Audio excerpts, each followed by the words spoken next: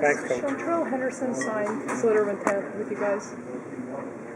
Cannot comment on anything about Chantrell Henderson. You can't. So I guess that means he hasn't signed. Okay. You guys could be really good this year and yet not have such a good record after the first month because of all those tough road games you have early on. How concerned are you about that big challenge of that first month?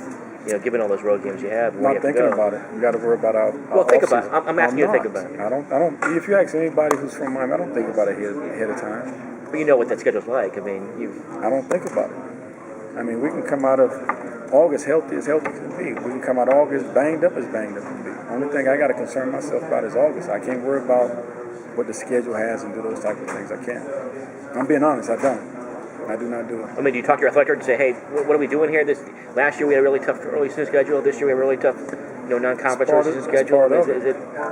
You got to understand is this philosophy hurting you or helping you, having all these tough early season non-conference games like this? I mean, you bit off a lot. You bit off a lot last year. It looks like you're biting off a lot this year. I mean, is that good? You like that? Don't like what that? What you trying to say? I'm wondering. That's what I'm wondering. I mean, is this scheduled to your liking? Does that make you lick your chops as a competitor, or as a coach, you go, what are we doing here with all these potential losses here? I'll give you this.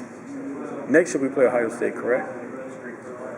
And I think Cincinnati maybe out of conference. Then we got Nebraska on conference for 2 years. Then we got Florida, and then we got Notre Dame, correct? Somewhere in front of that. So, if you look at that schedule, that's just part of Miami. Did I answer your question? Well, because not all schools, not all coaches would schedule that kind of thing. I mean, they'd rather line up.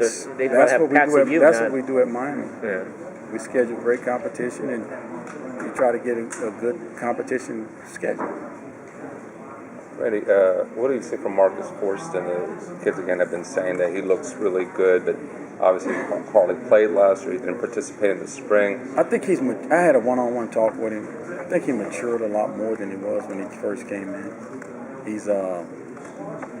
He understanding a lot. I think he's been talking a lot to I think he talked to Cortez and some other guys who've been around, and he's been, looking at it in the past. He looked at Jerome Brown, he looked at Russell, he looked at Cortez, he looked at Sapp, he looked at Vince, and he always wanted to know what was the different factor of them. And I told him, I said, if you're trying to create something now, you won't be successful. I said, those guys developed into their third year, but they worked hard all the time. You came in, you had some success as a true freshman.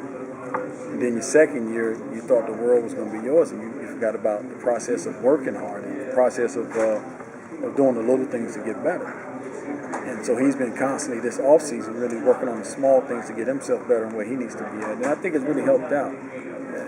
You're saying last year maybe he didn't work as hard coming in? No, he worked hard. He just, the fact of he expected big things without understanding what to do. Like anybody, I'm going to get a tackle for a loss. Well, how are you going to get a tackle for a loss? He just lined up, and the first thing he did was stood straight up.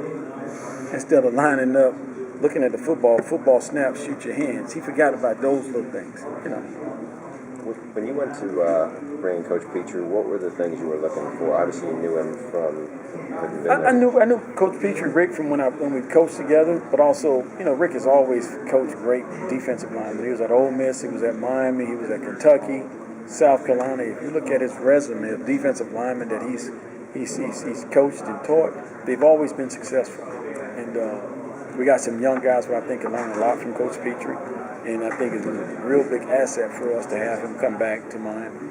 Is his personality a little different than he seems a little more low-key than the average we've seen a lot of defense? He's not a blow-your-stack type of guy. He talks to him, but he talks to him in a voice that they know when he's mad, they kind of understands him. They don't, you'll see him say a certain way, his tone of voice, and then we got to pick it back up. So, couple games last year, the two in-division losses against North Carolina and Virginia Tech. Ja'Cory really had a tough time in both those games. The interceptions at UNC and just the Virginia Tech game was hard. How do those two losses really help mold who he is and help him become a better quarterback? Sometimes you got to fail to succeed, and I think that being in a game like those two games of learning what to do in certain situations and things like that. Really, really going to help him out develop this season. And the more he keeps developing like he did and learn off those two big games, that he'll get even better. Also, Alan Bailey, who was here yesterday, talked about he'd been moved around from D tackle, played some D, and also this year, he's hoping to just play defensive end. How do you think that'll help him? It'll help him a lot. That's the one thing I talked about earlier, that he was, he came in a linebacker, then the next year he's played defensive end, then his third year he was playing defensive tackle and defensive end. He really never got settled in. This spring he really got settled in. He's doing well. We're excited about him playing defensive end. He'll play defensive end. He won't be playing any tackle because we got the depth now to do those things. What are the keys? Anybody change positions at all that we should know now? Orlando and Fig playing offensive tackle. Marcus Robinson's still end, right? Yeah, nobody changed.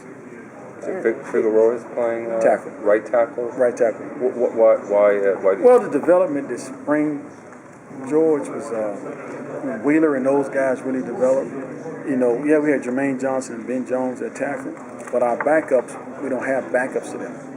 Inside, you have Orlando, Figueroa, Harlan Gunn, Jared Wheeler, and I'm missing somebody, and Brandon Washington. So you got 5 guys inside, and then your 2 less experienced guys is playing tackle. So you put your 2 most experienced guys, which both of them was high school offensive tackles. Anyway, Joel and Orlando. And so you put them together inside, and then you got Harlan, Wheeler, and Gunn inside who got game experience. So now you're making a line of game experience now instead of position. You're making game experience. And Orlando Fig get a lot of work because they're going to be going against the Joe Mo Allen and Marcus and all those guys every day in practice. So that's going to even get them ready for the season. So Joel's strictly an offensive tackle now. Right now. He won't be playing in guard unless something things change. Yeah, right. There were 6 teams that got votes for first place in their divisions. Miami being one of those. As tight as the conference is and appears to be on paper this year, is it going to be the team that wins and just gets through the season with the fewest injuries? You hit it right. If you go look at all the ACC guys who won the conference, injuries always was the key. If you can go through the season without any injuries, you're probably going to win the conference because it's always going to be a game here and there when you're going to miss that one guy or 2 guys that have got nicked, maybe ankle at defensive line or left tackle or a running back or somebody that's going to help you there. But if you go evaluate and look at it, because I've looked at it, everybody's been healthy at the end of the season, always win the conference. As always. For some reason, it's always been that way.